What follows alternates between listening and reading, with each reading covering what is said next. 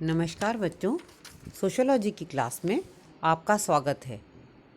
मेरे पिछले वीडियो में मैंने आपको धर्म के बारे में बताया था और हमने धर्म के अर्थ के बारे में पढ़ा था।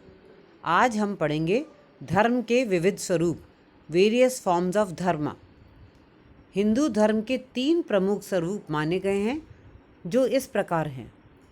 नंबर 1 सामान्य धर्म, नंबर 2 विशिष्ट धर्म और नंबर 3 आप धर्म। अब हम यहाँ इन तीनों पर विचार करेंगे। सबसे पहले हम सामान्य धर्म पर विचार करेंगे। हम सामान्य धर्म पर चर्चा करेंगे। सामान्य धर्म को मानव धर्म भी कहते हैं। इसके अंतर्गत वे नैतिक नियम आते हैं जिनके अनुसार आचरण करना प्रत्येक व्यक्ति का परम दायित्व है। इस धर्म का लक्ष्य मानव मात्र में सद्गुणों का विकास और उसकी श्रेष्ठता को जागृत करना है। यह वह धर्म है जो प्रत्येक के लिए अनुसरणीय है, चाहे बालक हो या वृद्ध, स्त्री हो या पुरुष, गरीब हो या अमीर, स्वर्ण हो या अवर्ण, राजा हो या प्रजा, सबके लिए सामान्य धर्म का पालन करना आवश्यक कर्तव्य है।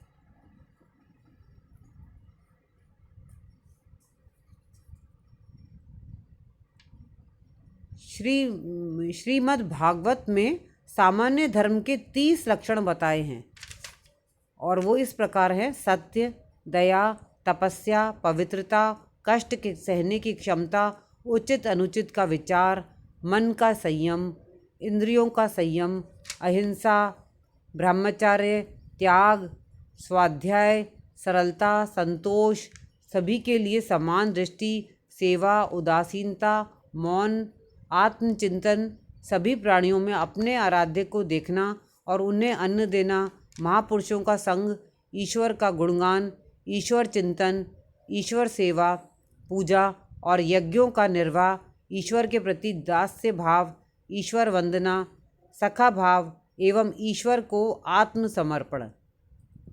धर्म के लक्षण सामान्यतः सभी संस्कृतियों में पाए जाते हैं। ये ऐसे लक्षण हैं जो व्यक्तित्व के बहुमुखी विकास में योग देते हैं, जो व्यक्तियों को दायित्व निर्वाह की ओर अग्रसर करते हैं तथा आध्यात्मिकता की ओर बढ़ने के लिए प्रेरित करते हैं।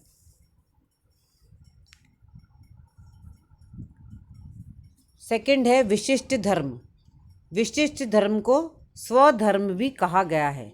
विशिष्ट धर्म के अंतर्गत वे कर्तव्य आते हैं जिनका समय, परिस्थिति और स्थान विशेष को ध्यान में रखते हुए पालन करना व्यक्ति के लिए आवश्यक है। विशिष्ट धर्म के अंतर्गत ब्राह्मण व शूद्र, गुरु शिष्य, पति पत्नी, माता पिता और पुत्र सभी के लिए अलग अलग कर्तव्यों के निर्वाह की बात की गई है। विशिष्ट धर्म के अंतर्गत वर्ण धर्म, आश्रम धर्म, कुल धर्म, राजधर्म, युग धर्म, मित्र धर्म, गुरु धर्म आदि आते हैं।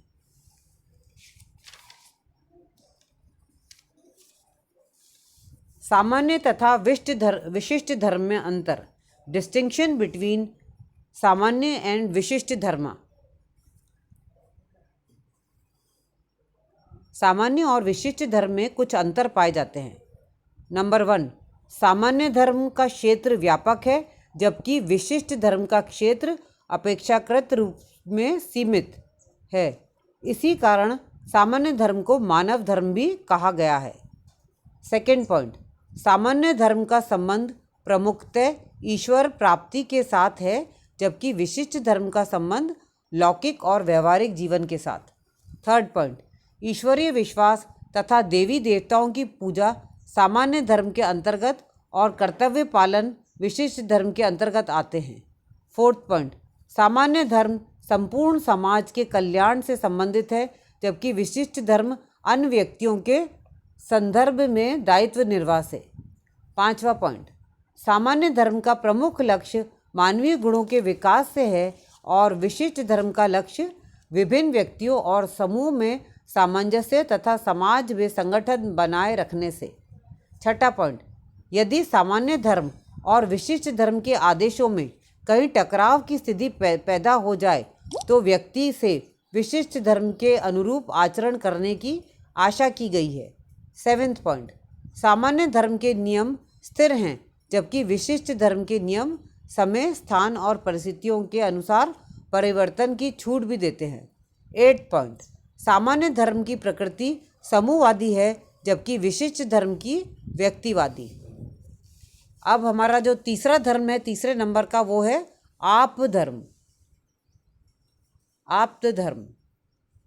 आप धर्म का तात्पर्य यह है कि आपत्ति काल में या संकट के समय व्यक्ति को अपने सामान्य और विशिष्ट धर्म में कुछ परिवर्तन कर लेना चाहिए।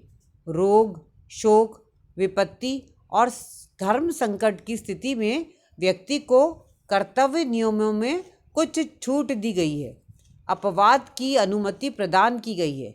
यह परिस्थिति विशेष से संबंधित अस्थायी धर्म है। जब व्यक्ति के कर्तव्यों की दृष्टि से दो धर्मों के बीच टकराव की स्थिति पैदा हो जाए तो अधिक महत्वपूर्ण धर्म या दायित्व के निर्वाह के लिए दूसरे धर्म के नियमों को कुछ समय के लिए छोड़ देना आप धर्म है। आप धर्म के नियमों के अंतर्गत व्यक्ति को अपने प्राणों की रक्षा के लिए किसी भी प्रकार का आचरण करने की स्वीकृति दी गई है।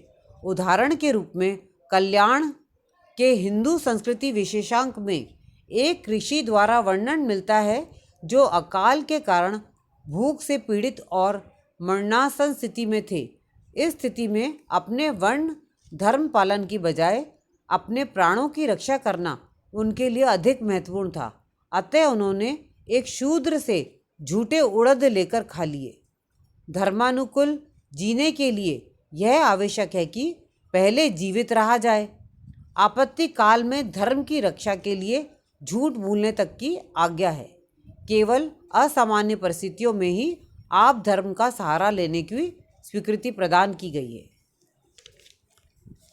तो आज हम इतना ही पढ़ेंगे। धर्म के बाकी के पॉइंट्स हम अपनी अगली कक्षा में पढ़ेंगे। Thank you.